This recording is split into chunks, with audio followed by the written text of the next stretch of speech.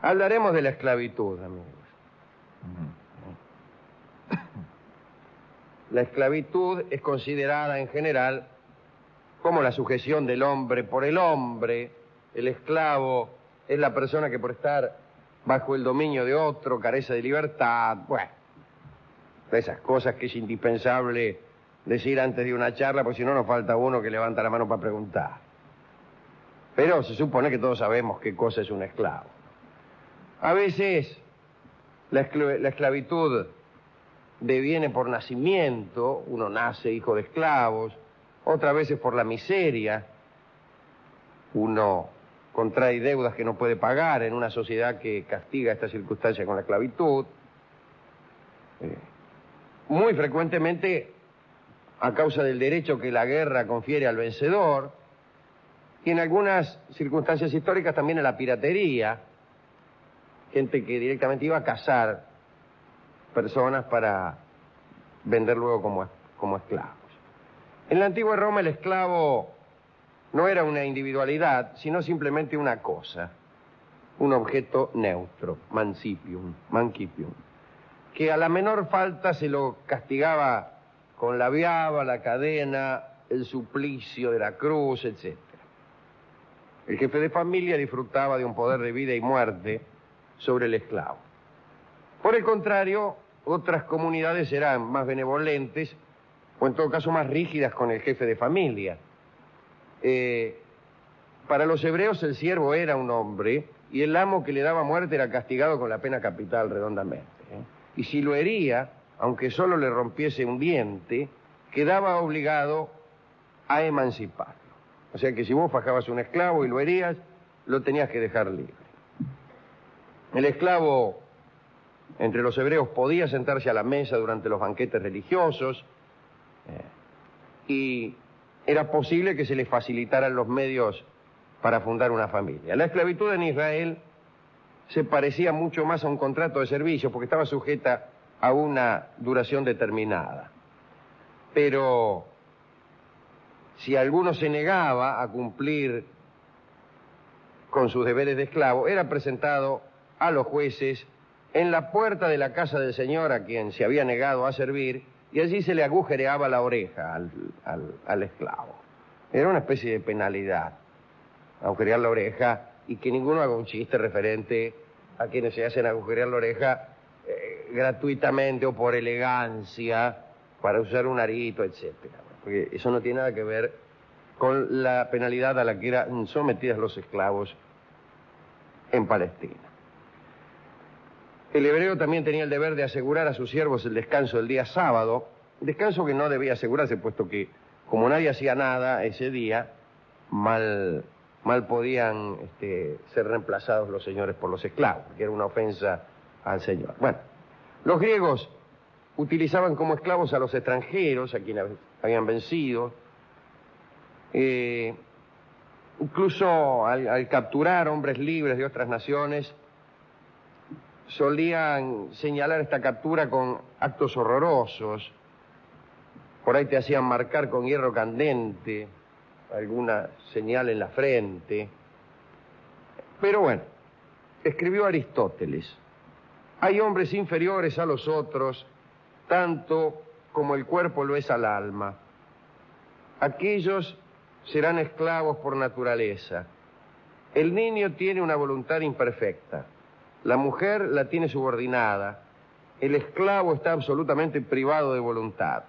Los hombres libres son incapaces de doblar su estatura recta para las labores rudas. Este es el pensador Aristóteles, al que hemos admirado durante miles de años. Pero no hay que juzgarlo con criterios actuales. Pero tampoco hay que llenarse la boca elogiando las democracias de la Hélade, pues que la democracia griega era mucho peor que la peor de las dictaduras actuales. Recuerdo un niato que se quejaba, yo sabía el nombre de este tipo, se quejaba y decía: no hay justicia en Atenas, no hay igualdad en Atenas. Algunos ciudadanos tienen más esclavos que otros. Pues aquellas ciudades, aquellas economías, de todas maneras, marchaban gracias a la fuerza de trabajo de la esclavitud, porque la última parte de esta desafortunada intervención de Aristóteles dice: los hombres libres son incapaces de doblar su estatura recta para las labores rudas. Las labores que se hacían con la mano estaban muy mal vistas en Grecia. Lo banáusico era despreciable, el tipo que trabajaba con la mano se consideraba inferior, e incluso hasta los artistas que trabajaban con las manos, como los escultores o los pintores, no eran demasiado bien considerados. La esclavitud estaba alimentada de modo continuo por la piratería. Allá en las playas del Ponto Euxino se cazaban esclavos. Los aqueos, los aqueos se distinguieron entre todos los helenos por sus continuas incursiones en las costas de la Tróyade para apoderarse de hombres, niños y mujeres que después los vendían como esclavos. La captura no solo se realizaba en naves, no solo capturaban naves, sino que en el seno de las ciudades, y a veces en vez de armas empleaban engaños, astucias, raptaban, rondaban donde había juegos y fiestas y se apoderaban de los niños o de los viajeros extraviados, que vos te ponías en curda en una festichola y cuando te despertabas en el mercado de esclavos de no sé dónde, que te estaban vendiendo. Venía un tipo que te estaba mirando los dientes a ver si estaban bonaires. Egipto proporcionaba a Grecia a los nubios como esclavos de lujo. Jonia daba hábiles flautistas y buenas bailarinas, el Peloponeso mujeres bellas y con ingenio. A muy bajo precio se vendían los capadocios y los cretenses. Como ustedes saben, los capadocios tenían fama de tontos, a punto tal que la palabra capadocio significó hasta hace muy poco tonto. Y los cretenses tenían fama de embusteros. Ahí está la famosa paradoja epimenérica que no me deja mentir. Epiménides era cretense y comienza la paradoja diciendo que los cretenses siempre mienten. Después en Chipre, en Samos, en Éfeso y en Atenas había mercados de cuerpos, mercados de esclavos. Antes de adquirir al esclavo en la subasta, el comprador lo hacía correr y saltar, al fin de cerciorarse de que no tenía ninguna enfermedad. Dice: a ver, córrame hasta la esquina y vuelva. Vigilado, por supuesto. No solo corría el esclavo, sino también el guardián. Ya me lo imagino, el esclavo con unas carreritas, incluso iba un poco a menos el esclavo, si no le gustaba el comprador. El esclavo que lo era por captura intentaba generalmente escapar. Para retenerlo, pues había varios métodos. Cadenas en los pies, anillas en los brazos, mejor dicho, en los pies no, en los tobillos. Anillas en los brazos, el signo marcado en la frente por medio de un estilete. El que devolvía un fugitivo a su señor recibía una prima, quiero decir, una cantidad de dinero, ¿no? De aquí el oficio de buscadores de fugitivos, que respondían a los carteles y proclamas que los amos disponían en distintos sectores de la ciudad, tal como las películas norteamericanas aseguran que ocurría en el lejano oeste.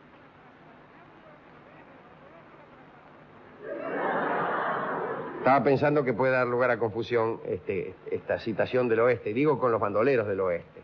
En el oeste no había esclavos.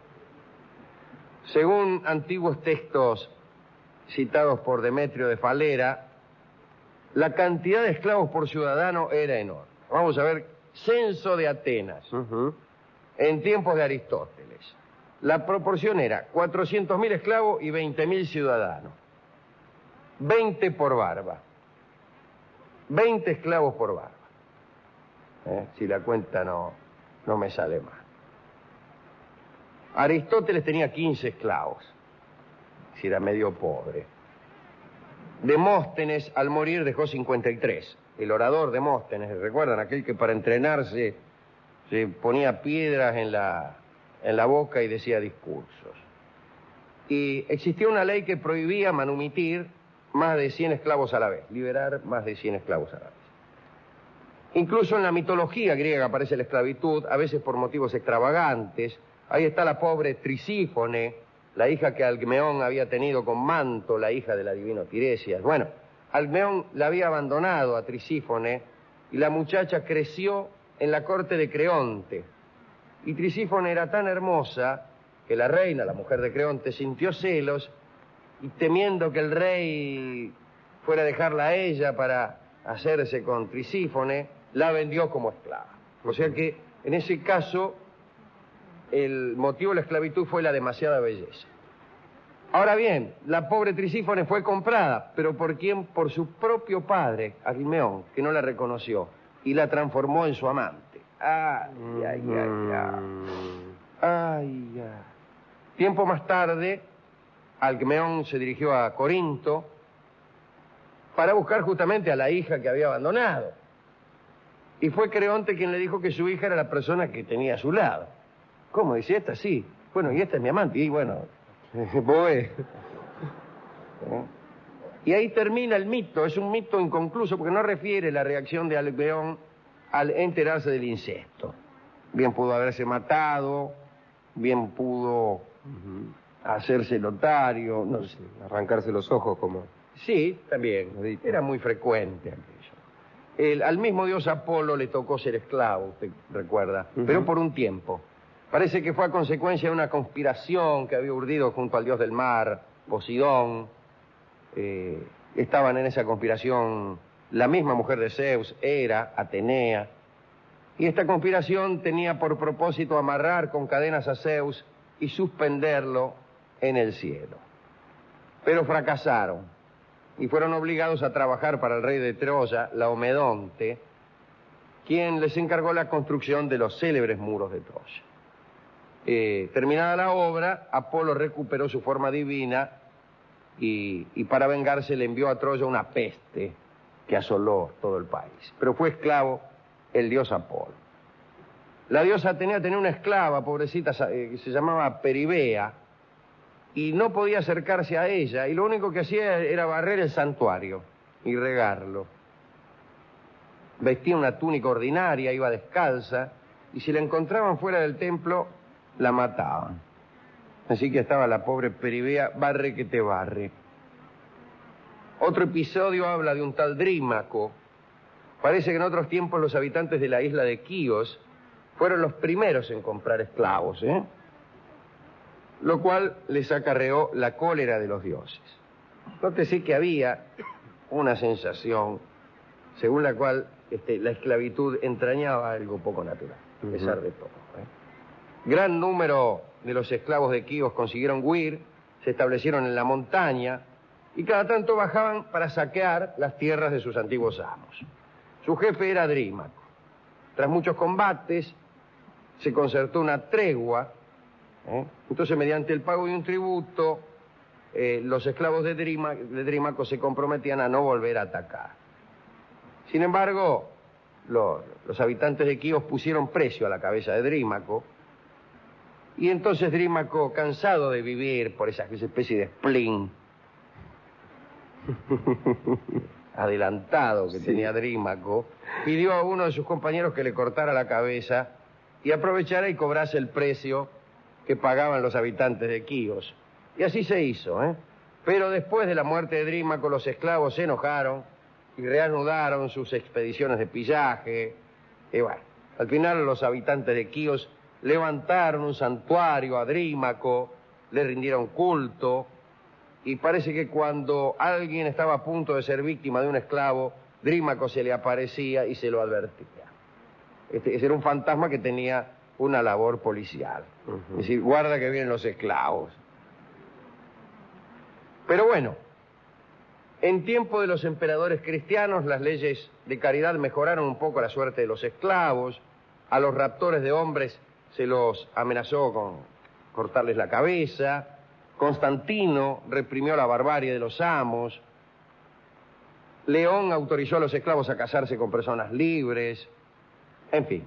Sin embargo, luego del descubrimiento de América, los colonos de las Antillas empezaron a reclamar brazos para explotar sus concesiones. El trabajo de los europeos había sido ensayado, pero sin éxito en aquellos climas terribles. Y a alguien se le ocurrió que los negros podrían resistir el calor de las regiones tropicales. y durante 4 siglos se transportaron millones de nativos africanos hacia América, procedimiento que fue legitimado por Carlos I de España. Se creó un blasón especial que tenía por soportes a 2 negros. En 1685 se publicó el Código Negro, cuya redacción tuvo a cargo el rey francés Luis XIV, y que recomendaba la conversión de los mencionados morochos a la religión católica. Llegaban en caravanas a los territorios de tribus hospitalarias en Gambia o el Senegal, comenzaban a concertar cambios en condiciones aparentemente correctas, y cuando los indígenas llevaban sus mercancías para entregarlas a bordo de los buques, los desvalijaban, los tiraban en unas bodegas infectas y los vendían luego como esclavos. En Francia, en 1794, ya en plena Revolución Francesa, la Convención, a solicitud de los diputados por Santo Domingo, votó la abolición de la esclavitud en todas las posiciones de la República. Pero el 30 de Floreal del año 10 se restableció la trata de negros en la creencia de que con ello prosperarían las colonias americanas. Finalmente recién se abolió la esclavitud en 1848 para los franceses. Montesquieu, escritor del Espíritu de las Leyes, otra persona muy admirada por los demócratas, escribió en 1720: el azúcar sería muy caro si no se hiciese cultivar por esclavos la planta que la produce. Estos individuos son negros de pies a cabeza y tienen la nariz tan aplastada que casi es imposible compadecerlo. No cabe en la cabeza de Dios, ser sapientísimo, el haber puesto un alma, y sobre todo un alma buena, en un cuerpo completamente negro. Decía Montesquieu. Mire usted. Mirá vos, Montesquieu. En Inglaterra la esclavitud fue abolida por la Cámara de los Comunes en 1807. En los Estados Unidos, como todos ustedes saben, recién después de la Guerra Civil, en 1863, o mejor dicho, esa fue la gran polémica de la Guerra Civil. Portugal no suprimió la esclavitud hasta 1875. España la abolió en Cuba y en Puerto Rico en 1880. En la Argentina, por supuesto, como saben ustedes, la Asamblea del año 13, pero no la abolió redondamente, sino que decretó la libertad de vientres, es decir, decretó que los esclavos, o que los hijos de esclavos nacidos después de aquel año, de aquel día, pues nacían ya libres. Se le atribuye al capitán inglés John Hawkins la negritud de un área geográfica tan dilatada que va desde Brasil hasta Estados Unidos. Hawkins murió en 1594, ennoblecido por la reina Isabel I, y dejó un mercado tan próspero que duró hasta mediados del siglo XIX. Se calcula que en el transcurso de los 4 siglos que la esclavitud contó con la bendición de los estados, se llevaron de África a América 12 millones de negros. Y todo esto gracias a John Hawkins. Así que, como dice Borges en el comienzo de uno de sus textos, la negritud de esta zona geográfica produjo consecuencias que van desde el jazz norteamericano hasta la deplorable rumba al manicero.